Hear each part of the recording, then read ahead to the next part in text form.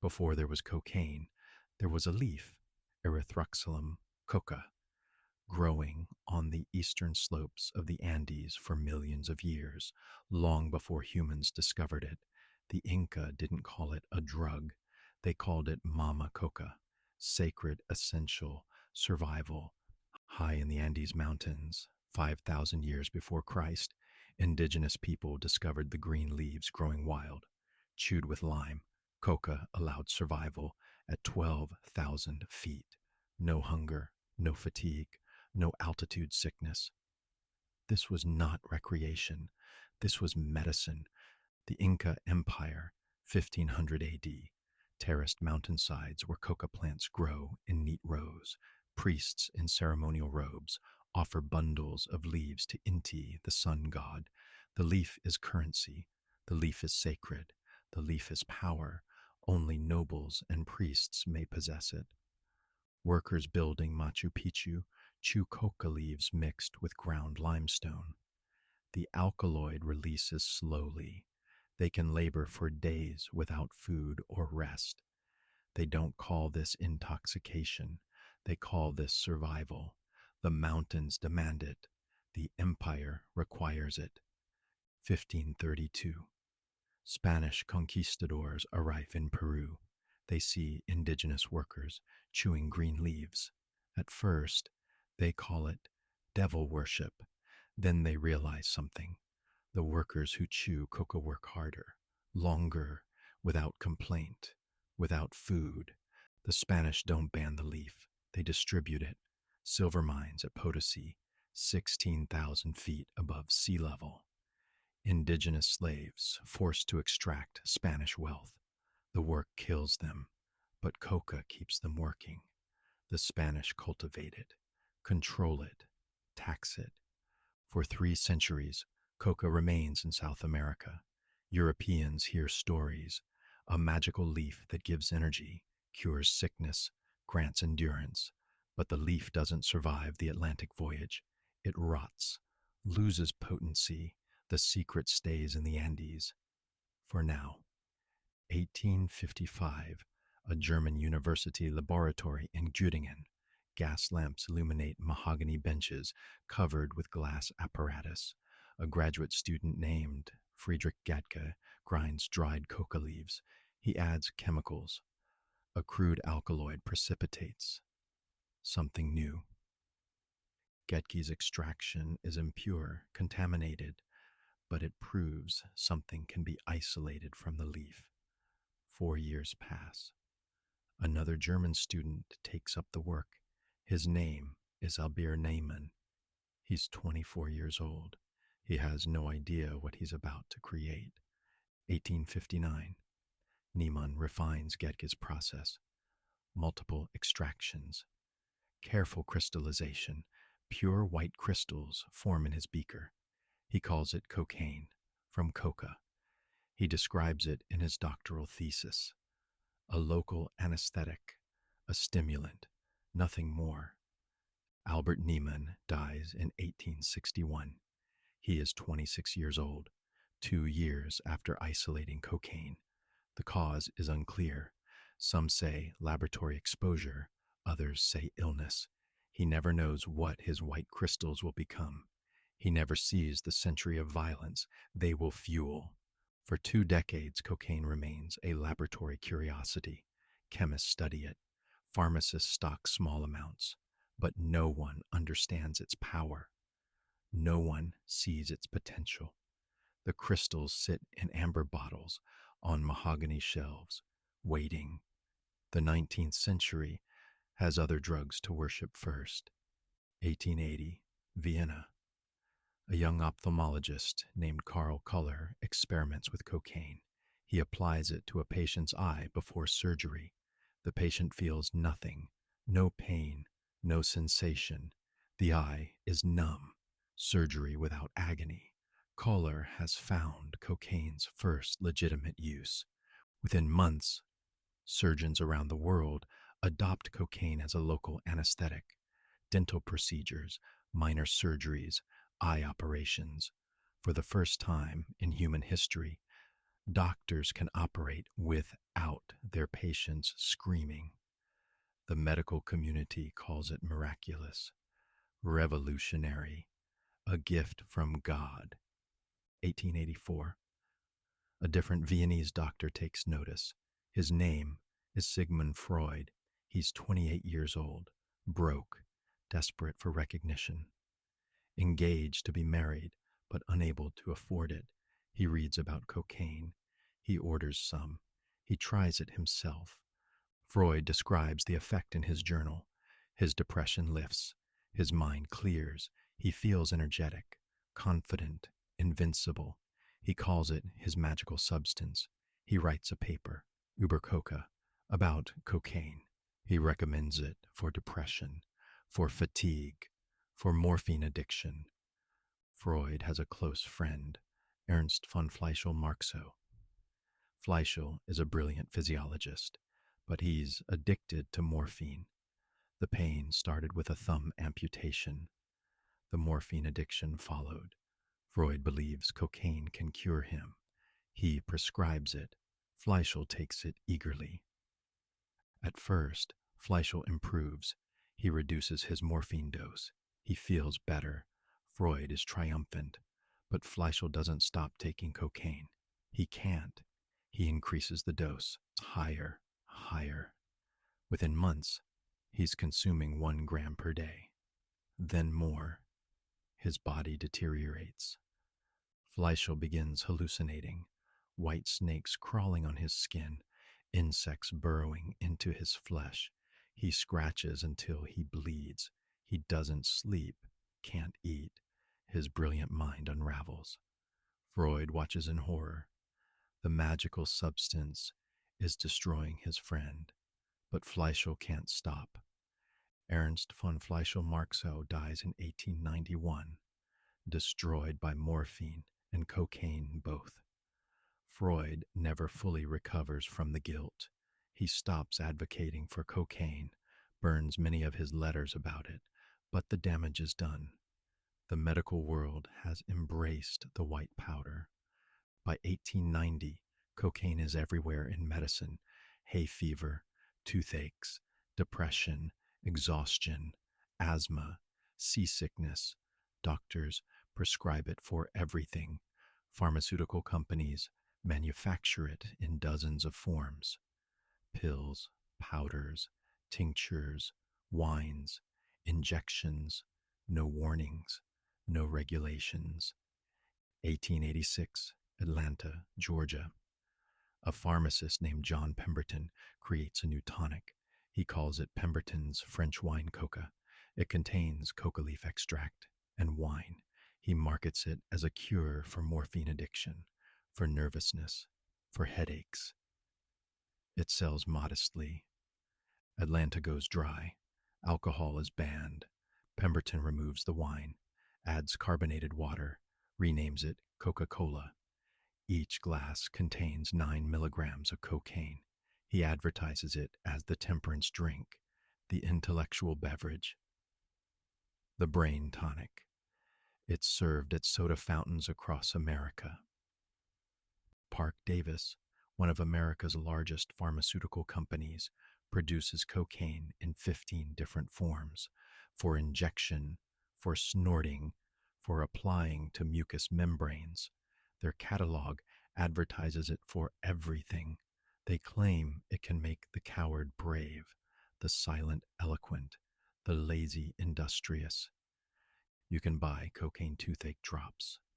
For children, cocaine cigarettes for asthma sufferers, cocaine ointment for hemorrhoids, cocaine tablets for singers and public speakers. Every pharmacy stocks it. Every medicine cabinet contains it. Victorian parlors serve cocaine wine at dinner parties. Angelo Mariani, a French chemist, creates Vin Mariani, wine infused with coca leaves. It becomes the most popular tonic in Europe. Pope Leo XIII endorses it, awards Mariani a gold medal. The Pope's face appears on advertisements. The Vatican approves cocaine. By 1900, cocaine is completely normalized. It's in your soda, your medicine, your wine. Dentists use it, doctors prescribe it, the wealthy serve it at parties, the working class buy it at corner pharmacies, children consume it in cough drops. No one calls it dangerous yet, but something is changing. Doctors begin noticing problems, patients who can't stop taking it, erratic behavior, paranoia, physical deterioration. The medical journals publish case studies, cocaine psychosis, cocaine addiction. The miracle drug has a dark side. The question becomes who gets blamed. 1914, the narrative shifts. Suddenly, cocaine isn't a miracle medicine, it's a menace, but not when white people use it. The target is black Americans, specifically black men. The propaganda begins, vicious, racist, designed to terrify white America into demanding prohibition. February 8th, 1914. The New York Times publishes an article. The headline, Negro Cocaine Fiends Are New Southern Menace. The article claims, cocaine makes black men superhuman, impervious to bullets, prone to attacking white women. Every word is fabricated, every claim a lie. A physician named Christopher Suck testifies before Congress. He claims cocaine causes most attacks upon white women in the South. He provides no evidence, no data, no cases, just racist fantasies presented as medical fact. Congress listens, Congress believes, or pretends to. The propaganda spreads. Police chiefs claim cocaine makes black men better shots. Newspaper articles describe cocaine-crazed Negroes requiring multiple bullets to stop. Southern police departments switch to larger caliber weapons, not because of evidence, because of racist hysteria manufactured for political control. Hamilton Wright works for the State Department. He orchestrates the anti-cocaine campaign. He testifies that cocaine is often the direct incentive to the crime of rape by Negroes.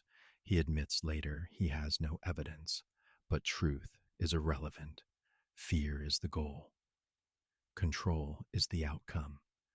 December 17th, 1914, Congress passes the Harrison Narcotics Tax Act. Officially, it's a tax and registration law. Actually, it's prohibition by another name. Cocaine and opiates require prescriptions. Doctors who prescribe too freely face prison. The era of criminalization begins. The same substance that was in Coca-Cola 9 years earlier is now contraband. The same powder prescribed by thousands of doctors is now illegal. Nothing about cocaine changed, but everything about who uses it changed. White medicine becomes black crime. This is not accident. This is policy. Cocaine doesn't disappear. It goes underground. Black markets form. Prices increase. Quality decreases. The Harrison Act creates exactly what it claims to prevent: a criminal trade, violence over distribution, the first drug war casualties. None of this is unintended. This is the design. For 50 years, cocaine remains relatively contained. Organized crime controls distribution. Prices stay high. Users are mostly wealthy or connected. The catastrophic violence hasn't started yet. That requires two things: mass demand and a South American country with the perfect conditions for catastrophe. 1970, Colombia. Marijuana smugglers begin experimenting with coca paste. It's more profitable, easier to transport, higher margins. A few small labs process leaves into powder. The first shipments reach Miami. The market responds. Americans want more, much more. The cartels form. Carlos Leader is one of the first. A German-Colombian smuggler with ambition and connections. He buys an island in the Bahamas, turns it into a refueling station. Small planes land, load cocaine, fly to Florida, land on remote airstrips. The cocaine flows north. The money flows south. Griselda Blanco earns her nickname, the Godmother, the Black Widow. She pioneered cocaine distribution in Miami. She's ruthless, creative, violent beyond comprehension. She has her hitmen murder people in broad daylight, in shopping malls, on motorcycles. She shows what the trade will become, but they are small compared to what's coming. In Medellin, a young man named Pablo Emilio Escobar Gaviria is rising. He started stealing tombstones, selling contraband cigarettes. Now he sees opportunity, cocaine. The Americans can't get enough. And Pablo Escobar intends to supply them all. Escobar forms the Medellin cartel. He partners with the Ochoa brothers, Carlos later, Jose Rodriguez Gacha. Together, they industrialize cocaine production, jungle laboratories, the size of factories, 15 tons processed per day, flown north in cargo planes, shipped in submarines, smuggled in everything. At his peak, Pablo Escobar earns $420 million per week. Per week, he spends $2,500 monthly on rubber bands just to wrap the cash. So much money, he buries it in fields, hides it in walls, watches rats eat millions. Doesn't care. Forbes magazine lists him as the seventh richest man on earth. He builds a private zoo, imports hippos and elephants, constructs a personal airport, buys a fleet of planes. He offers to pay Colombia's national debt, $20 billion, in exchange for amnesty. The government refuses. Escobar presents Colombian officials with a choice. He calls it plata o plomo, silver or lead. Take the bribe or take the bullet. Most take the silver. Judges, politicians, police chiefs, army officers, those who refuse receive the lead. Escobar makes good on every threat. Between 1984 and 1993, Pablo Escobar orchestrates the murders of over 4,000 people, half the Colombian Supreme Court, presidential candidates, journalists, police officers, judges, anyone who threatens his empire. The violence becomes Colombia's daily reality. November 27th, 1989, Avianca Flight 203 prepares for takeoff from Bogota. A bomb hidden in the cabin detonates at 7 minutes after takeoff. The plane disintegrates. All 110 people aboard die. Escobar's target wasn't even on the flight. He wanted to kill presidential candidate Cesar Gaviria. Gaviria changed flights at the last minute, so Escobar killed 110 innocent people just to send a message. The message is clear. No one is safe. No one is innocent.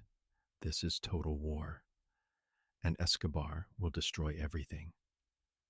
The Colombian government forms Search Block, a special police unit dedicated to hunting Escobar. The United States sends Delta Force, DEA agents, CIA operatives, electronic surveillance equipment, millions in funding. The manhunt intensifies. Escobar goes into hiding. The violence escalates. Los Pepes emerges. People persecuted by Pablo Escobar, a vigilante group. They target Escobar's family, his lawyers, his properties. They burn his buildings, kill his associates. Some say the Colombian government supports them. Some say the CIA helps them. The truth remains classified. December 2nd, 1993, Medellin. Pablo Escobar makes a phone call to his son. He talks too long. The electronic surveillance triangulates his position. Search Block surrounds the building. Escobar tries to escape across the rooftop. He's shot. He falls. He dies at 44.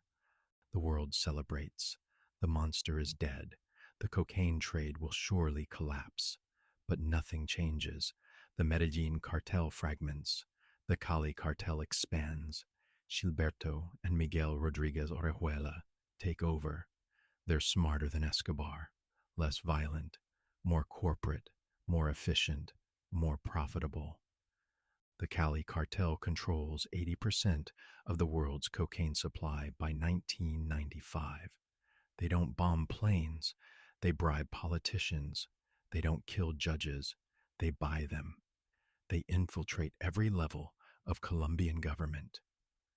They're a multinational corporation that happens to traffic cocaine. Eventually, the Rodriguez brothers are arrested.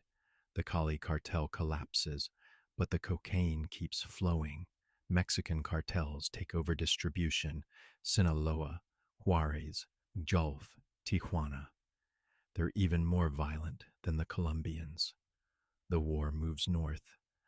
350,000 dead in Mexico between 2006 and 2020. The cartels exist because of prohibition. The violence exists because of prohibition. The billions in profits exist because of prohibition. Pablo Escobar didn't create the drug war. American drug policy created Pablo Escobar. This is not a failure of enforcement. This is the system working as designed. While Colombian cartels war over cocaine, America creates a new crisis: crack.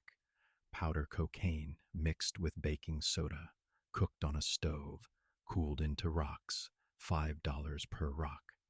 The same substance, different form, different users, different neighborhoods, different laws, different punishments.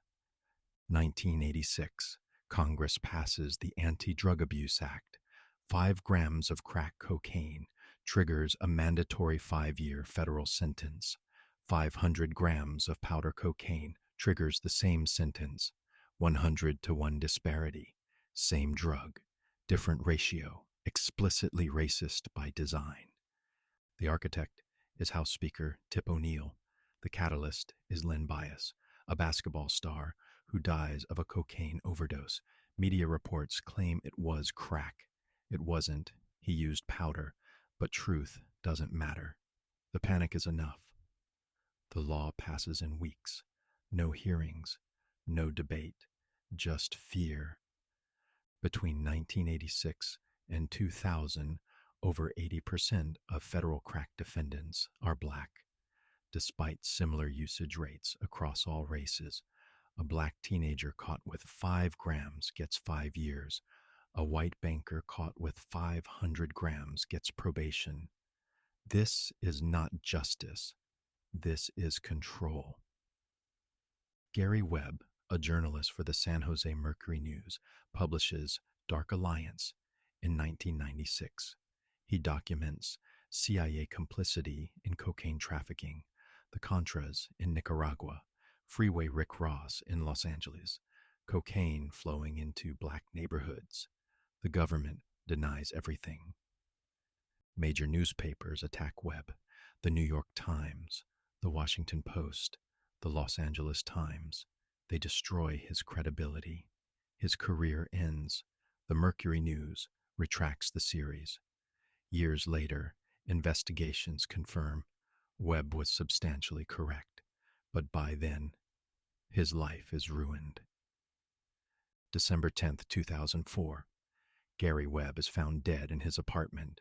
2 gunshot wounds to the head. The coroner rules it suicide. 2 shots to the head.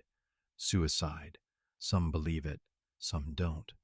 Either way, Webb paid the ultimate price for telling a truth America didn't want to hear. 2010. Congress passes the Fair Sentencing Act. The crack-to-powder ratio drops from 100-to-1 to 18-to-1.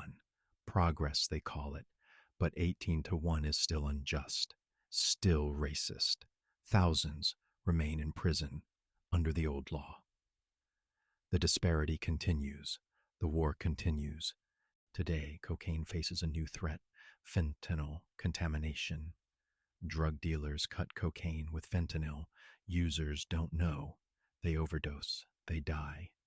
The war on drugs created an unregulated market. The unregulated market created poison supply. The poison supply creates death, preventable death. Policy created death. Between 1971 and today, the United States has spent over $1 trillion on the war on drugs. 1 trillion. Cocaine use has not decreased. Purity has increased. Prices have dropped. Cartels are wealthier. Violence is worse. Every stated goal has failed. Every measurable outcome is negative.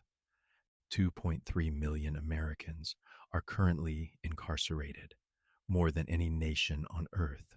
Over 25% for drug offenses. Black Americans are 6 times more likely to be imprisoned for drugs despite similar usage rates. This is not a criminal justice system. This is a system of control masquerading as justice. There is an alternative. Portugal decriminalized all drugs in 2001. Possession is a health issue, not a criminal issue. Overdose deaths dropped. HIV infections dropped. Drug use dropped. Treatment increased. 2 decades of data prove prohibition is not inevitable. It's a choice. America chooses differently. Harm reduction works. Safe consumption sites prevent overdose deaths. Needle exchanges prevent HIV transmission. Medication-assisted treatment saves lives. None of this eliminates drug use, but it eliminates drug deaths. It treats addiction as disease, not crime. It chooses compassion over punishment. The leaf still grows in the Andes. Indigenous people still chew it with lime, still use it for altitude, for ceremony, for survival. They don't become addicted. They don't overdose. They don't destroy their lives. The plant has no morality. The plant makes no choices. We do. This was never about cocaine. It was never about protecting communities or public health. John Ehrlichman, Nixon's domestic policy chief, admitted it in 1994. The war on drugs was designed to criminalize black people and hippies, to disrupt their communities, to destroy their leaders. Ehrlichman said, "We knew we couldn't make it illegal to be either against the war or black, but by getting the public to associate hippies with marijuana and blacks with heroin, and then criminalizing both heavily, we could disrupt those communities." Did we know we were lying? Of course we did. Every person imprisoned for cocaine, every family destroyed by mandatory minimums, every community devastated by mass incarceration, every death from fentanyl-contaminated supply, every journalist silenced, every dollar spent, every life ruined, all of it, designed, intentional, policy working exactly as intended. The question is not whether cocaine will exist. It exists. It will continue to exist. The question is whether we treat it as a public health issue or a criminal justice issue, whether we choose treatment or punishment, compassion or cruelty, evidence or ideology. We know what works. We choose not to do it. Pablo Escobar is dead. The Medellin cartel is gone, but the violence continues. The Mexican cartels are stronger than Escobar ever was, more sophisticated, more brutal, more profitable, because prohibition creates the conditions for their existence, because the war on drugs is a war on people. Always has been. The story of cocaine is not over. We are writing it now. Every policy decision, every prosecution, every prison sentence, every overdose, every treatment program funded or defunded, every safe consumption site opened or blocked. We choose. We have always chosen. The question is what we will choose next. Before there was cocaine, there was a leaf. sacred to the Inca, essential for survival, millions of years old. It will outlast us, outlast our laws, outlast our wars. The leaf makes no judgments, holds no grudges, contains no malice. It simply exists. What we do with it, that is on us.